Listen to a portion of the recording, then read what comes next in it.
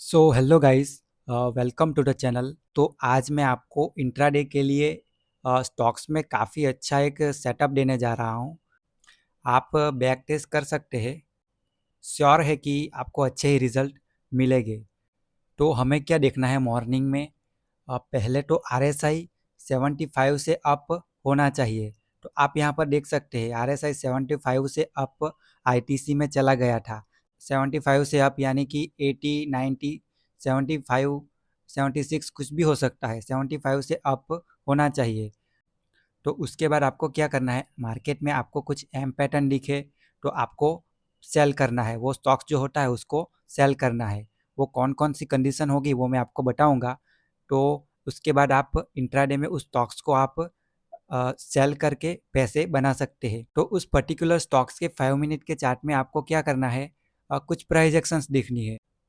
जैसे कि हमें आईटीसी में पहली बार रिजेक्शन तो दिखा, लेकिन हमें कुछ प्राइस एक्शन नहीं दिखी। पहली बार आईटीसी ने रिजेक्शन तो दिया, लेकिन उसके बाद फिर से दूसरी बार रिजेक्शन जब दिया तो वहाँ पर आप जैसे ही ये जो कैंडल हायर हाई बना रही होती है, उस कैंडल को दूसरी कैंडल जैसे ब्रेक करती है वहाँ पर हमें एंट्री करनी है।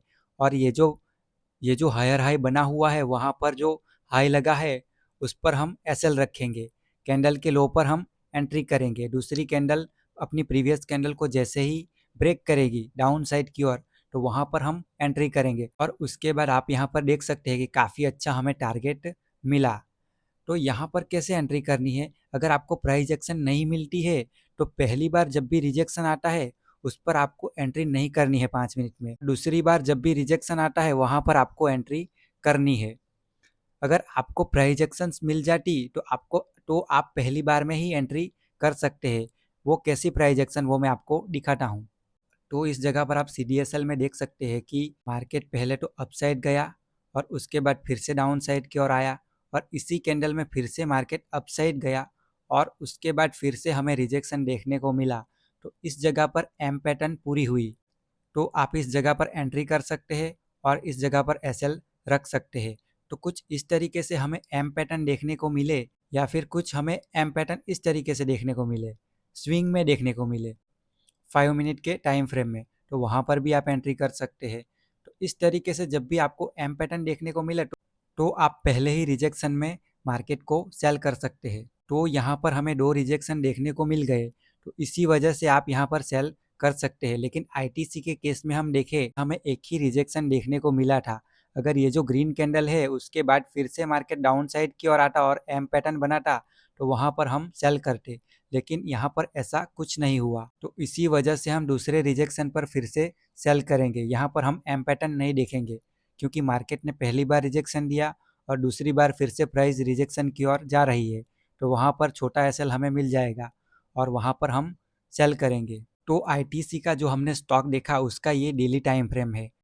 यहाँ पर आप देख सकते हैं कि मार्केट काफ़ी डाउन था और उसके बाद हमें पुल बैक मिला। तो जब भी मार्केट डाउन ट्रेंड में होता है और हमें पुल बैक मिलता है तो वो पुल बैक फिर से सेलिंग के लिए ही होता है। जब जब ये स्टॉक्स अपसाइड की ओर जाने की कोशिश करेगा तो हर बार रेजिस्टेंस फेस करेगा और डाउन साइड की ओर आएगा। तो वहाँ पर हमें इस तरीके का सेटअप मिल सकता है। अब हम दूसरा एग्जाम्पल देखते हैं। तो 14 तारीख को आप नेस्ले इंडिया में भी देख सकते हैं, जो कि 5 मिनट का टाइम फ्रेम है। तो आईटीसी भी एफएमसीजी सेक्टर से था और नेस्ले इंडिया भी एफएमसीजी सेक्टर से है।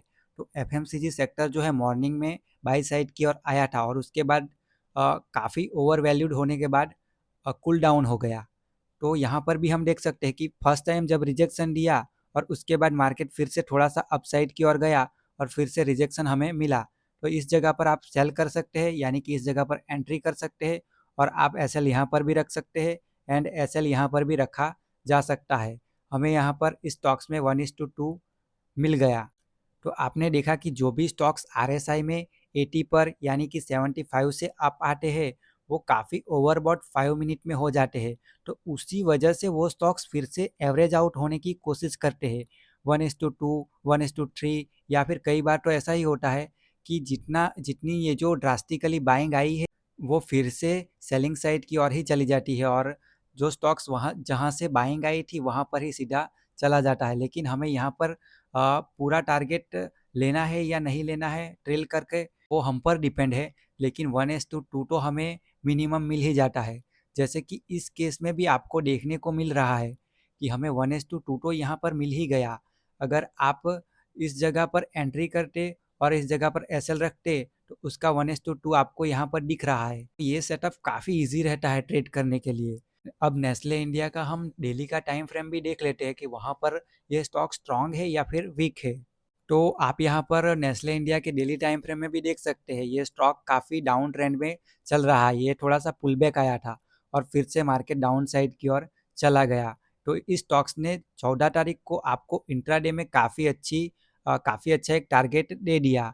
तो इसी तरीके से होता है, जब भी स्टॉक्स या फिर कोई पर्टिकुलर इंडेक्स डाउन ट्रेंड में होता है तो वो पहली बार जब भी बाइंग में आता है तो फिर से वो रेजिस्टेंस फेस करता है। जो जो बायर स्टॉक से या फिर इंडेक्स से निकलने बाकी होते हैं, वो उन लोगों को अच्छी प्राइस मिलती है, वहाँ पर फिर से वो अपनी बाइंग जो होती है वहाँ पर सेल करते हैं और नए सेलर भी ऐड हो जाते हैं। तो उसी वजह से क्या होता है, वो स्टॉक्स फिर से या फिर वो पर्टिकुलर इंडेक्स फिर से सेलिंग साइड की ओर आ जाता है। तो आपको इस सेटअप में यही देखना है कि डेली टाइम फ्रेम में थोड़ा सा स्टॉक नेगेटिव हो, RSI 5 मिनट के टाइम फ्रेम में 75 से अप चला जाए, वो भी ड्रास्टिकली बाइंग के साथ या फिर 90 डिग्री पे।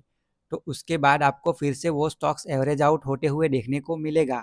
तो वहाँ पर आप एंट्री करके सेलिंग साइड की और कुछ अच्छे पैसे बना सकते हैं। भले ही वो स्टॉक्स बाइंग की साइड तो गया, वो स्टॉक स्ट्रांग भी है, लेकिन वो ओवरबॉट जोन में चला गया। तो उसी वजह से वो क्या होगा, थोड़ा सा एवरेज आउट तो होगा, तो वहाँ पर हमें कुछ सेलिंग देखने को मिल सकती है और वहाँ पर हम एंट्री कर सकते हैं। इतना ही ईजी ये सेटअप है और इस पे काम करके आप डेली पैसा बना सकते हैं।